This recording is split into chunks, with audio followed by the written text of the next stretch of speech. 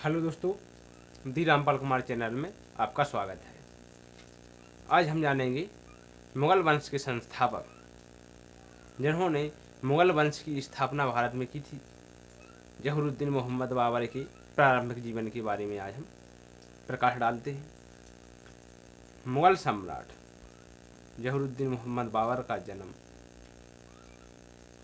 कहाँ हुआ, कहाँ के थे, किस प्रकार भारत पर वे आए, इनका यानी कि प्रारंभिक जीवन, इनकी प्रारंभिक स्थिति किस प्रकार गुजरी, इसके बारे में आज हम चर्चा करेंगे। और इनकी प्रारंभिक कठिनाइयाँ, किन किन कठिनाइयों को पार करते हुए इन्होंने भारत पर साम्राज्य की स्थापना की। एक प्रसिद्ध इतिहासकार बेसेंट स्मिथ ने कहा है कि निसंदेह बाबर अपने युग में एशियाई बादशाहों से अधिक ज्योतिर्मय था। वास्तव में देखा जाए तो जहूरुद्दीन मोहम्मद बाबर ने अपने जीवन में अनेक कठिनाइयों को भेद कर पार कर भारत में मुगल वंश की स्थापना की थी। बाबर का जन्म 24 जनवरी 1483 ईस्वी में परगना के छोटे से रियासत में हुआ था। जैसे कि जन्म 24 जनवरी 1483 ईस्वी में परगना में हुआ था। यह मुगल नहीं थे, बल्कि तैमूर वंश के चगताई तुर्क थे। माता का नाम कुतलुग नगार खानम था। यह मंगोल चंगेज खां के वंश की थी। बाबर अपने तैमूर वंश की 5वीं पीढ़ी में उत्पन्न हुए थे। इनके पिता का नाम उमर शेख मिर्जा था, जो कि परगना के छोटी सी रियासत के एक सूबेदार थे। इनके पिता तुर्किस्तान के एक छोटे से 50,000 वर्ग मील छोटे से सूबेदार के ये सूबेदार थे। इनके पिता की मृत्यु 1494 ईस्वी में हो गई थी, जिस समय बाबर की उम्र 12 वर्ष की थी। इनकी पिता की मृत्यु के बाद बाबर ने राज्यपाट को संभाला। उस समय यह अल्पवयस्क शासक चारों ओर अपने शत्रुओं से घिरा हुआ था। इनकी प्रारंभिक शिक्षा निसंदेह बहुत शानदार तरीके से हुई थी। छोटी सी आयु में इन्होंने फारसी और तुर्की भाषा को बोलना और लिखना सीख लिया था। बाद में इनको पढ़ने लिखने का अवसर नहीं मिला। इनकी पिता की मृत्यु के बाद जब बाबर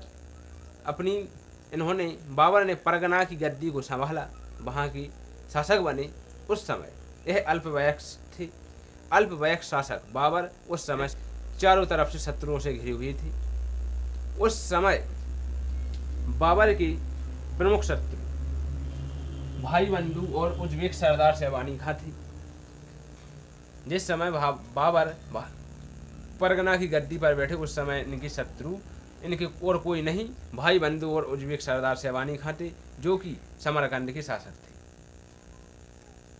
अपनी रक्षा करने के लिए इनको उज्बेक सरदार शहबानी खां से आक्रमण करना पड़ा और छोटी ही अवस्था में इन्होंने समरकंद को जीतने का प्रण किया और इन्होंने उज्बेक सरदार शहबानी खां पर आक्रमण करके समरकंद को जीत लिया। लेकिन कुछ समय बाद इनको एक षड्यंत्र की सूचना मिली कि परगना इनके पैतृक राज्य को छीन लेने की थी। तो बाबर अपने समरकंद को छोड़कर अपने पैतृक राज्य की ओर बढ़े और इनके मुख फेरते ही वहाँ पर शहबानी खां ने अपना शासक जमा लिया। इन्होंने दोबारा 240 व्यक्तियों की एक सेना संगठित की और 240 सैनिकों को लेकर समरकंद पर चढ़ाई कर दी और उज्बेक सरदार शहबानी खां को इन्होंने परास्त कर दिया। लेकिन यह शांति से समरकंद पर शासक नहीं कर सके। उज्बेक सरदार शहबानी खां ने एक अपनी सेना संगठित की और आर्चयान की गहरी लड़ाई में 4 जून 1503 ईस्वी को बाबर को बहुत बुरी तरह से परास्त कर दिया। बाबर 1 वर्ष तक मारे फिरे, अपने घर परिवार को लेते हुए बहुत ही कठिन परिस्थितियों में से जूझे, लेकिन इन्होंने हार नहीं मानी। सन 1504 ईस्वी में इन्होंने काबुल पर अधिकार जमा लिया। यहाँ पर समरकंद का शासक शैबानी खां, इसने अपनी शक्ति बहुत बढ़ा ली थी। अपने सामंत क्षेत्र के स्वतंत्र राजाओं को अपने अधीन बना लिया था और इन्होंने शैबानी खां ने ट्रांस आक्सियाना, ख्वारिज्म, परगना और खुरासान आदि देशों को इन्होंने उजाड़ दिया था। उस समय समरकंद के शासक शैबानी खां की शक्ति बहुत प्रबल हो गई थी। बाबर शांत मन से वहाँ उनके कार्य को शांतिपूर्वक देख रहे थे और इसी बीच उज़्बेक सरदार शैबानी खां ने कांधार पर आक्रमण कर दिया। उस समय बाबर कांधार से अपनी जान बचाते हुए पूर्वी देश भारत की ओर बढ़ी।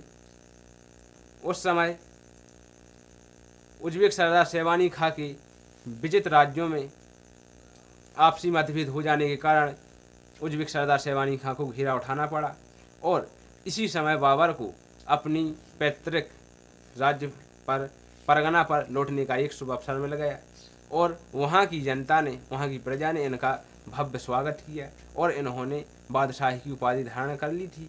इससे पहले इनके तैमूर वंश में किसी भी शासक ने नहीं की थी। और 1511 ईस्वी में जहरुद्दीन मोहम्मद बाबर ने अपने परगना राज्य को दोबारा जीत लिया था। इसके बाद परगना को जीतने के बाद इन्होंने समरकंद पर आक्रमण किया और 9 महीने बाद इन्होंने समरकंद को जीत लिया। लेकिन दुर्भाग्यपूर्ण वश से वहाँ के शासक नहीं बन सके।